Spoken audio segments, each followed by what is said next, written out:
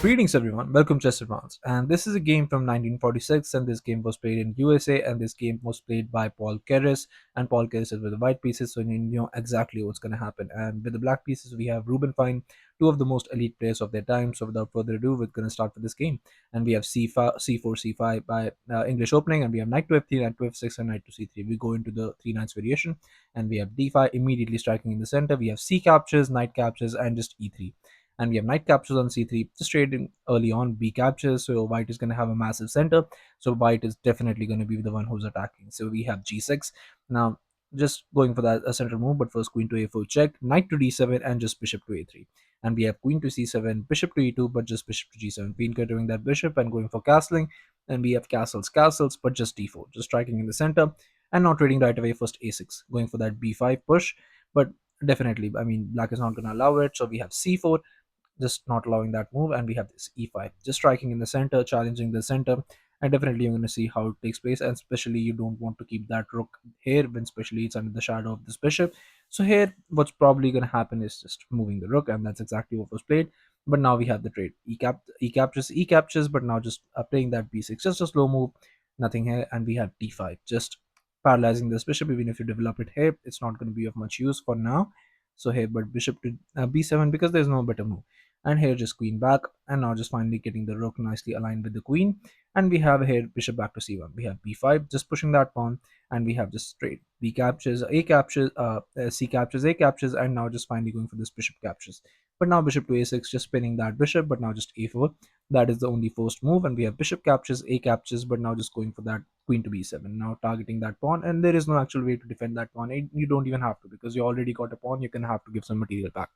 So here just knight to g5, but now just queen captures on b5, and not trading queens early on, especially that's what you want to do, because when you're attacking you don't want to do that. Hit queen to h3, but now just knight to f6, just defending that mate. But not the mate was not the actual idea, and the actual idea was much dire. And here just bishop to f4, but now he completely missed this idea, and black played this rook b to c8.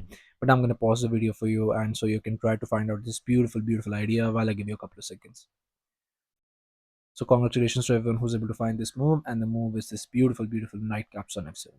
And the idea being that you cannot capture. If you capture here, then you just lose the rook, and if not that, if you capture with the king, then you just get mated in one.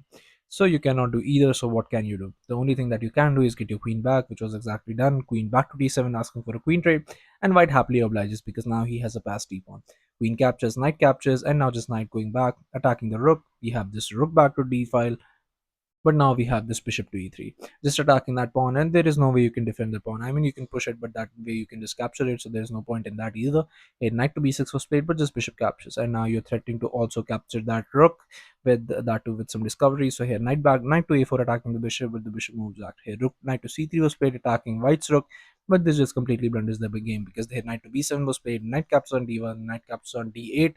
But now it was also on this move, Ruben Fine decided that it was time to resign the game, and rightfully so, because there is no other move that you can play. If for instance I give you an idea here, rook captures, what do you have? White has a pass pawn on d5, and there is nothing you can do to stop it. For an instance, if you play rook back to a8, but now just bishop to c5, rook to a5, rook to b6, and just rook to a6. After attacking the bishop, bishop to e3, bishop to e5, but just g3, bishop to d6, now rook to b1, rook to a5. Now let's see, a few gonna capture the h pawn, and after rook to d5, captures on d5, but now you get this h4. And now slowly but surely you're gonna get the king into the game, and only after a few more moves you're gonna play this h5, and after the pawn gets traded you're gonna trade the rooks as well.